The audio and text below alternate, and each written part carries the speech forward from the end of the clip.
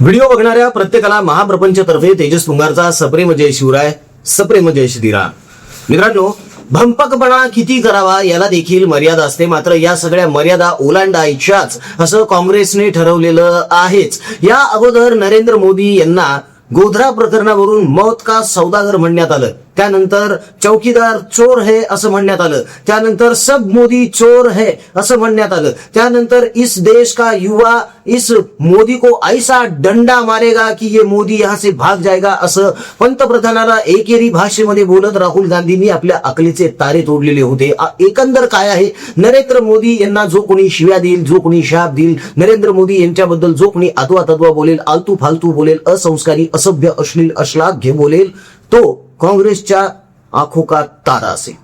ही या काँग्रेसची नीती आहे. आणि म्हणूनच महाराष्ट्रात देखील काही नेते असे आहेत जे मुद्दाम नरेंद्र मोदी यांचं नाव घेऊन सतत बरळत असतात, सतत बोंबलत असतात.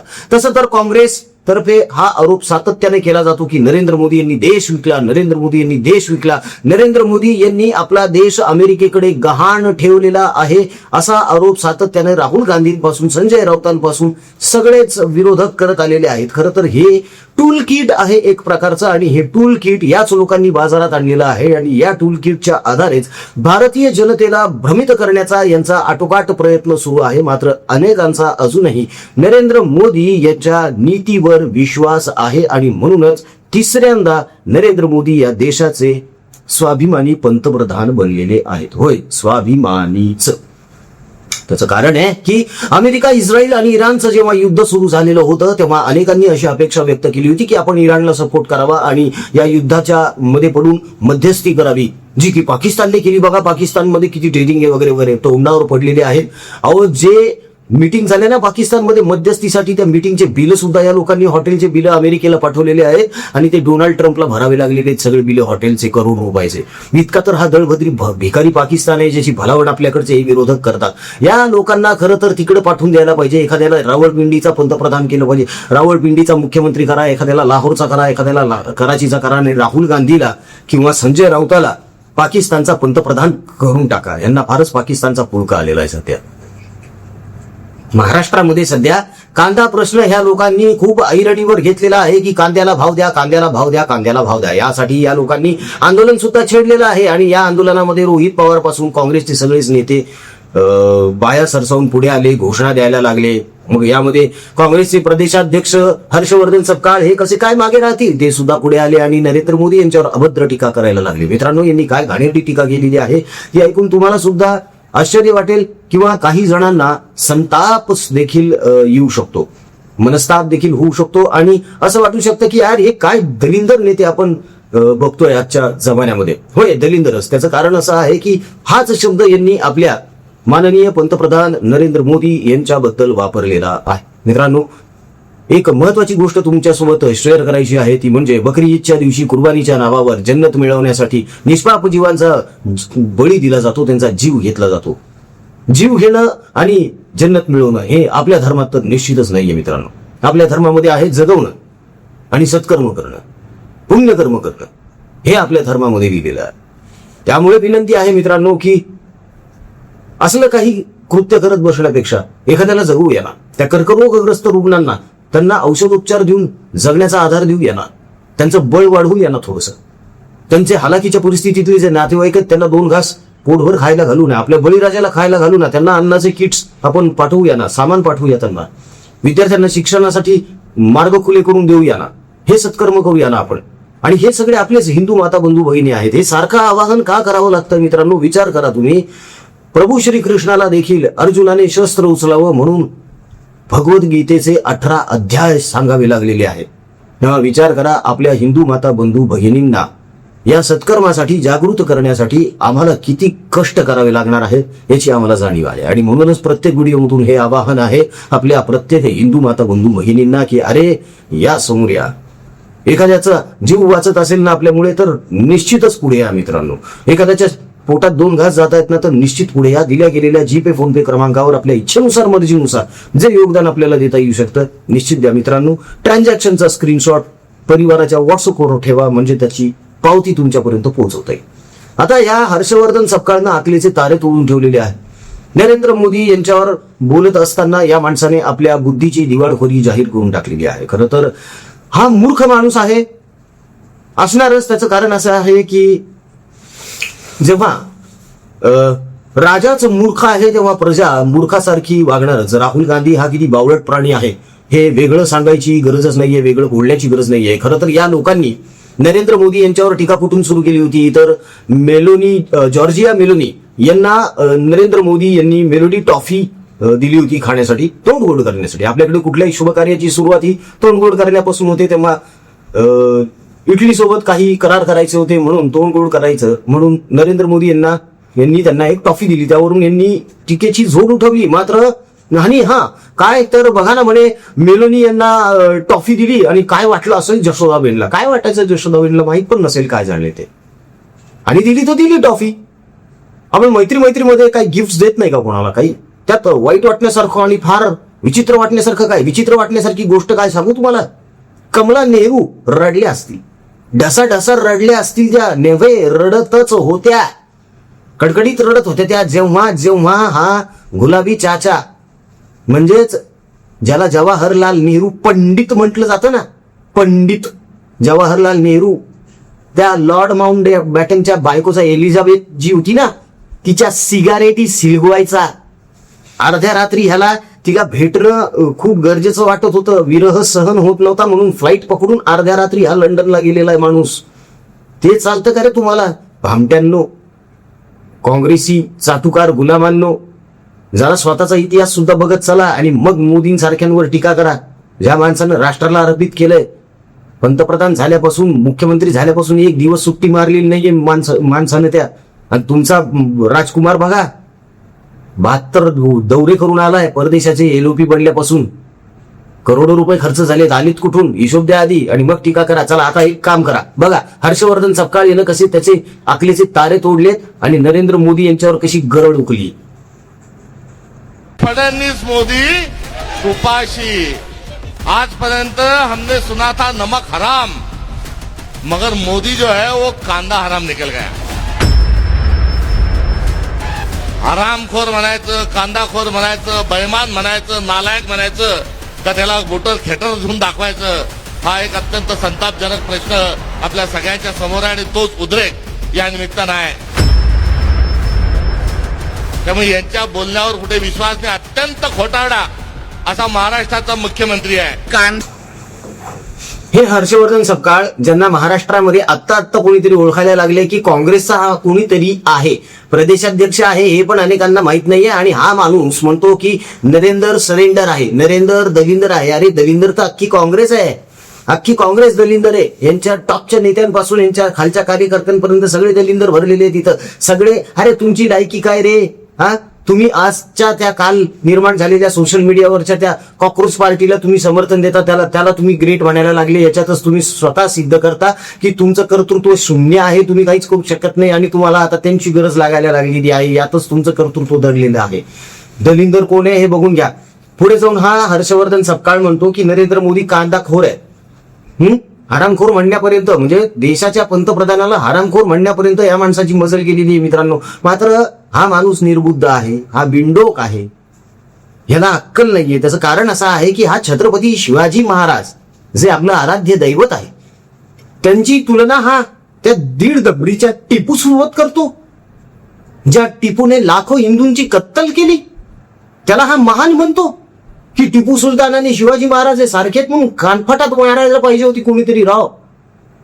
असली विधानं जे करतात किंवा असली विधाने ज्याचं समर्थन केलं जातं, जे समर्थन करतात त्यांना सुद्धा धारेवर धरायला पाहिजे अशा गोष्टींसाठी.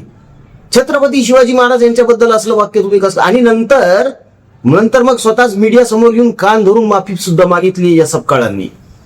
होय, माफी मागितलेली आहे, मात्र आपल्याकडच्या चाटुकार मीडियानं ते दाखवलेलं नाही. आम्ही दाखवलं होतं, आम्ही दाखवलेलं आहे की टू मेरा बाप है या स्लोगनच आम्ही तो व्हिडिओ केलेला होता.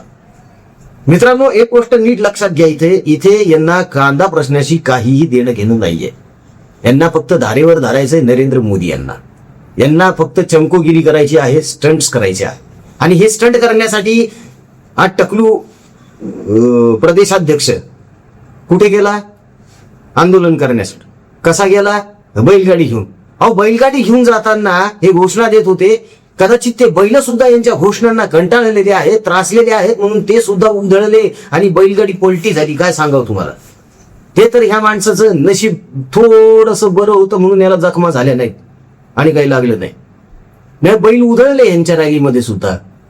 ही तर यांची पात्रता. म्हणजे अहो त्या मुक्या जनावरांना सुद्धा, त्या मुक्या प्राण्यांना सुद्धा माहिती आहे की हे किती नालायक आहेत ते.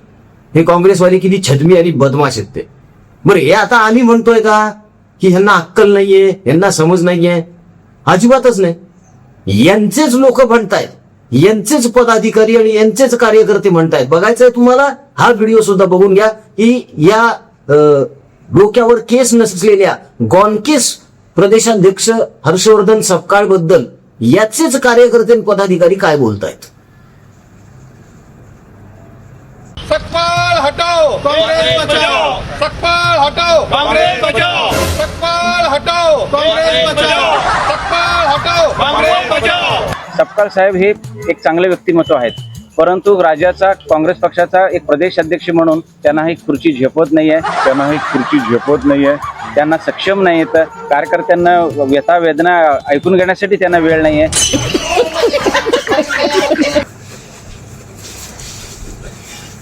आता कळलं का डोक्यावर केस नसलेल्या या गॉनकेस प्रदेशाध्यक्ष हर्षवर्धन सपकाळची खरी पात्रता आणि खरी लायकी काय.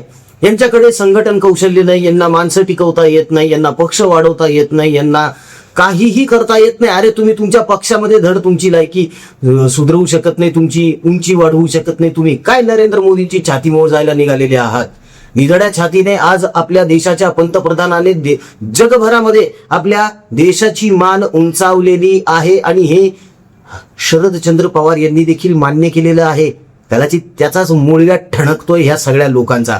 ठीक आहे, चला मान्य आहे, पेट्रोलचे भाव वाढलेले आहेत, डिझेलचे भाव वाढलेले आहेत, मात्र नियंत्रणात आहेत अजूनही. लक्षात घ्या, जगभरामध्ये याचे खूप मोठे गंभीर परिणाम भोगावे लागले. राहू तुम्हाला काय कल्पना आहे या गोष्टीची. अमेरिकेमध्ये पेट्रोलचे भाव हे 50% जास्त वाढलेले आहेत.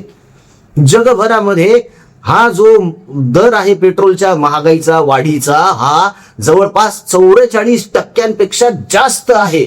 भारतात किती आहे? फक्त 11%. फक्त कुठे 50% कुठे 11%. आणि तुम्ही नाव ठेवता नरेंद्र मोदींना.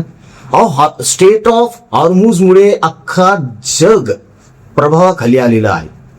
पण यातूनही तोडगा निघणार आहे. इराण सोबत बोलणी चालू आहे, अमेरिकेसोबत बोलणी चालू आहेत. आता या लोकांचं म्हणणं असं आहे की इराणकडून आणि रशियाकडून तुम्ही तेल का घेत नाहीये म्हणून.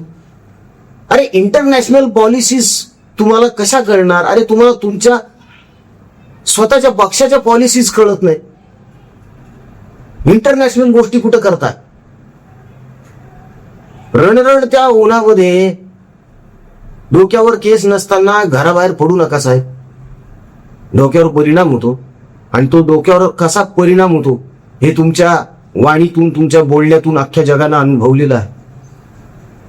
तुम्ही एक काम करा आता, हर्षवर्धन सपकाळ साहेब, शांत बसा काही वेळ. थोडा वेळ जाऊ द्या. एक 7-8 दिवसामध्येच गोड बातमी येणार आहे. पेट्रोलच्या बाबतीतच येणार आहे. कारण CTI ने आपला एक अहवाल केंद्र सरकारकडे सादर केलेला आहे की पेट्रोलचे दर हे कमी होणार आहेत. आणि ही वस्तुस्थिती आहे मित्रांनो. या बाबतीमध्ये केंद्र सरकारकडून हालचाली सुरू झालेल्या आहेत. त्याच्यामुळे या विरोधकांना ज्या काही बोंबा मारायच्या आहेत त्या बोंबा यांना मारू द्या. विचार करा तुम्ही, अख्खं जग जिथे प्रभावाखाली आलेलं आहे, अख्ख्या जगामध्ये जिथे संध्याकाळी 7 नंतर 8 नंतर वीज बंद केली जाते, लिफ्ट्स बंद केल्या जातात, मोठे मोठे मॉल्स बंद व्हायला लागलेले आहेत, लोकांना बचतीचं सक्ती करण्यात आलेली आहे, तिथे आपल्याकडे सक्ती नाहीये, फक्त सल्ला दिला गेलाय. आणि सल्ला दिला तर यांची एवढी आगपाखड व्हायला लागली. सक्ती केल्यानंतर तर हे आत्महत्याच करतील. पुन्हा एकदा लॉकडाऊन सारखी परिस्थिती निर्माण होते की काय, अशी या लोकांनी आवई उठवायला सुरुवात केलेली आहे. मात्र आता नरेंद्र मोदी यांना विनंती करावी वाटत आहे की मोदी साहेब एक काम करा, पेट्रोलचे दर 2 रुपयानं आणखी वाढवा. आणि तो जो 2 रुपये आहे ना वाढलेला दर, तो गोळा करून वेड्यांचं एक इस्पितळ उभारा आणि त्यात राहुल गांधींपासून या हर्षवर्धन सपकाळपर्यंत राऊतांसकट हे जेवढे काही आहेत का बरळणारे सगळे कोंबून टाका वर्षभरासाठी. किमान देश शांत राहील, देशात अराजक माजणार नाही, अस्थिरता माजणार नाही. सध्या ते जास्त गरजेचं आहे. कारण काहीही करून असंतोष निर्माण करायचा आणि देशामध्ये अराजक निर्माण करायचं हा या लोकांचा अजेंडा आणि टूल किट आहे मित्रांनो. बाकी काहीही नाही. बघा, जितेंद्र आव्हाड यानं सुद्धा सांगितलंय की मुंबईमध्ये पेट्रोल दरवाढीवरून कधीही दंगे होऊ शकतात की घडवले जाऊ शकतात. मित्रांनो, तुम्हाला काय वाटतं? जितेंद्र आव्हाड यांनी हे जे विधान केलेलं आहे हा गर्भित इशारा आहे की धमकी आहे? तुमचं काय मत आहे कमेंटमध्ये निश्चित मांडा मित्रांनो. हे जे कोणी भंपक नेते आहेत त्यांना वर्षभरासाठी कोंडून ठेवावं का, यावर देखील आपलं काय मत आहे कमेंटमध्ये निश्चित मांडा. जाता जाता परत एकदा विनंती आहे मित्रांनो, आपण आपल्या स्वाभिमानी हिंदू प्रपंच परिवारातर्फे कर्करोगग्रस्त रुग्णांची सेवा करतो, त्यांना औषधोपचार देतो, त्यांच्या हालाकीच्या परिस्थितीत असलेल्या नातेवाईकांना सुखाचे 2 घास जेवू घालतो, विद्यार्थ्यांचं शिक्षण आणि शेतकरी राजासाठी किराणा सामान पोहोचवणं, त्याच्या गाई गुरांच्या चाऱ्याची पाण्याची व्यवस्था करणं, आपल्या गोमातेची सेवा करणं आणि तिच्या औषधोपचारांची सेवा करणं हे आपले नित्यकर्म आहे. सातत्याने आपण करत आहोत, एकट्याचं काम नाहीये. म्हणून प्रत्येक वेळी आवाहन करावं लागतं की मित्रांनो, मैत्रिणींनो, हिंदू माता बंधू भगिनींनो, या सत्कर्मामध्ये आपली गरज आहे आपल्या सहकार्याची, आपल्या पाठिंब्याची. तेव्हा दिल्या गेलेल्या जीपे फोनपे क्रमांकावर आपल्या इच्छेनुसार मर्जीनुसार आपल्याला जे योगदान देता येऊ शकतं ते निश्चित द्या. ट्रान्झॅक्शनचा स्क्रीनशॉट व्हॉट्सअपवर नक्की ठेवा, म्हणजे त्याची रीतसर पावती तुमच्यापर्यंत बनवता येईल. व्हिडिओ कसा वाटला कमेंटमध्ये निश्चित कळवा. आवडला असेल तर लाईक करा, कमेंट करा, शेअर करा. जय हिंद, जय महाराष्ट्र, वंदे मातरम, जय शिवराय, जय शंभूराजे, जय भवानी, जय जगदंब, भारत माता की जय, जय श्रीराम.